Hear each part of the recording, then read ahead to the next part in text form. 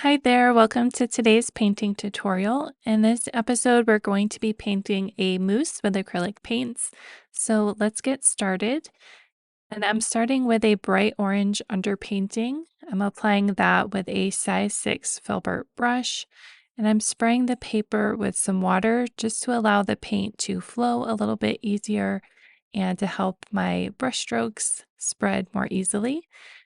If you want to paint along with me, you can find the link to this sketch in the description below. And also, I'm going to link the reference photo. I found this reference photo on Upsplash, and that's another great resource to find copyright-free reference photos that you can use. I put that onto my Pinterest board labeled reference photos. So if you want to follow me on Pinterest and check that out, you can see all the reference photos I'm pinning and the different painting ideas that I have. I thought a moose would be a really great subject to paint for the fall. I grew up close to Canada and we had a lot of them walking around. So I think they're one of my favorite animals and they're definitely challenging to paint, but also really fun. So I recommend that you give this a try. So I'm starting here with the raw umber. I'll go over the paint colors here. We have raw umber, burnt umber, a chocolate brown, a mid-tone gray, and then a beige. I'm starting with that raw umber and I'm starting to do some outlining. I'm putting it around the antlers and the ears. I'm looking at the reference photo and just kind of squinting my eyes and seeing where those darkest values are and the dark shadows. And I'm using the edge of the filbert brush to get some smaller brush strokes and apply that in where the shadows are. By putting the brush along the edge, you can get into those finer, smaller areas like I'm doing here with the eye. And I love using filbert brushes. They're really dynamic. I love how you can get some thin brush strokes and some thicker brush strokes as well. So they're probably one of my favorite brushes to use. I'm also adding the darker shadows here, thinking about the bone structure of the face. Now I'm moving on to the burnt umber. Usually I use burnt umber for the underpainting, but I decided to try the raw umber today. You'll notice towards the end of the episode that it actually does look a little bit darker than I wanted, but that's one of the great things about painting, just trying different things. And every time I make a new painting, I learn something new. So I recommend for you to experiment and try different colors that you don't usually use. So then I have this chocolate brown, and this is just a craft paint that I found at the store. And I'm applying this as kind of a mid-tone layer, putting it in between those darker shadow colors.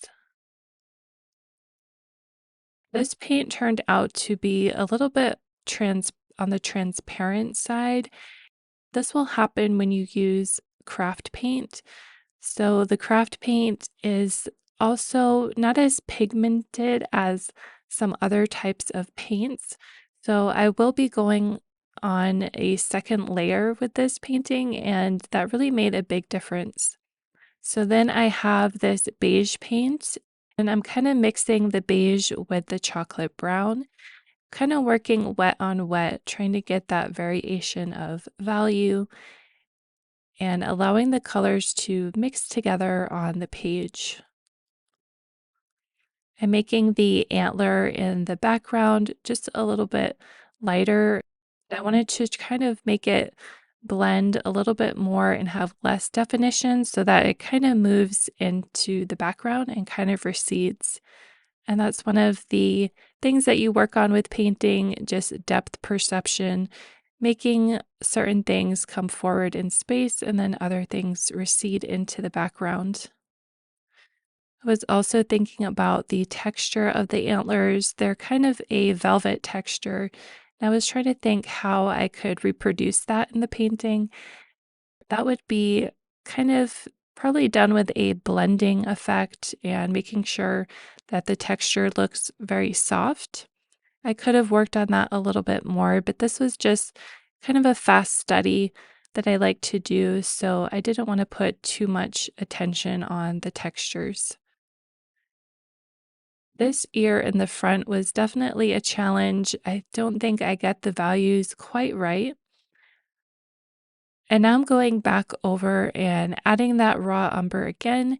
So I decided to add this second layer, and I was surprised how much of a difference having the second layer really added to the piece, even though it did turn out darker than I wanted it to. So I put the second layer of the burnt umber, and then I'm adding a second layer of that chocolate brown. I think this color is also very close to like a burnt sienna, just a little bit less orange. Putting that around the eye. You can see some of the orange paint of the underpainting kind of showing through, but putting that second layer really helped cover a lot of that up and got rid of a lot of the streakiness in the paint. So, as I'm learning with acrylic paints, you really do want to work in layers. And I usually like to paint really fast. So, I usually just put one layer of paint, but I'm really starting to learn that two layers is actually better with acrylics.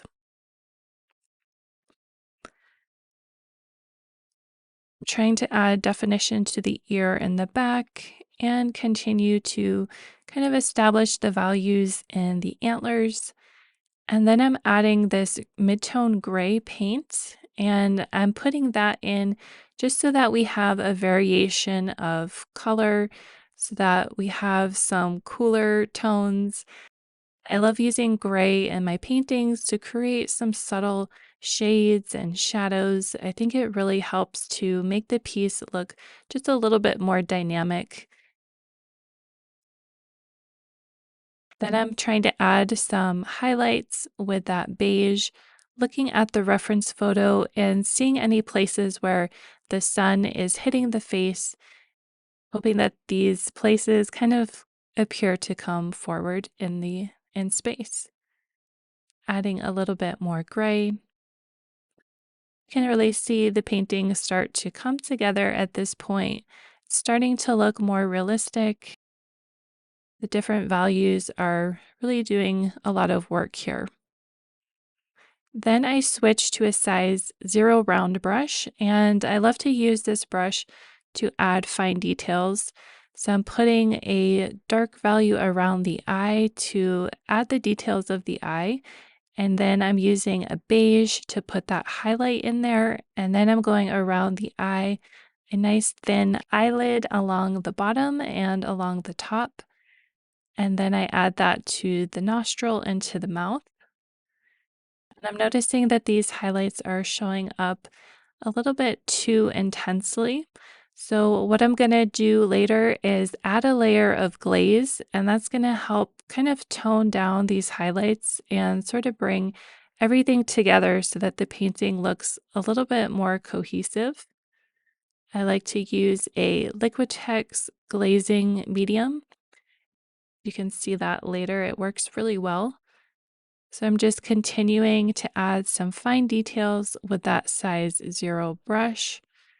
I also am continuing to balance some of the shadows.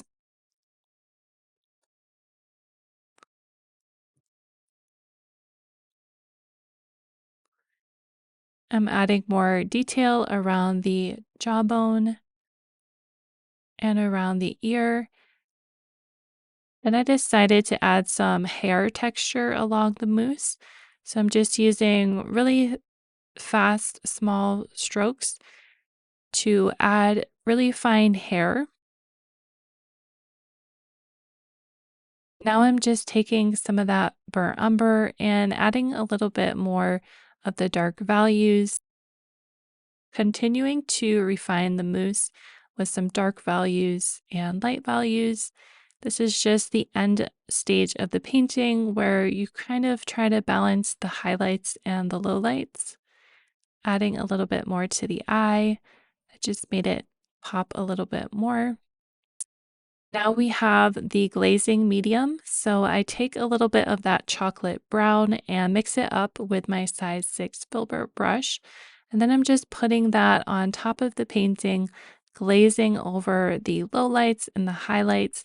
And you can see how it's shifting that beige highlight just to be a little bit warmer so that everything looks a little bit more cohesive and nothing is kind of sticking out and looking too sharp or too drastic. Then I went back to the antler in the back and blended some of the colors to kind of smooth that out a little bit. Okay, and that completes the moose painting. This was definitely a challenging painting, but I hope you give it a try yourself. Please like and subscribe if you want to see more painting tutorials with acrylics, and I'll see you in the next episode. Bye.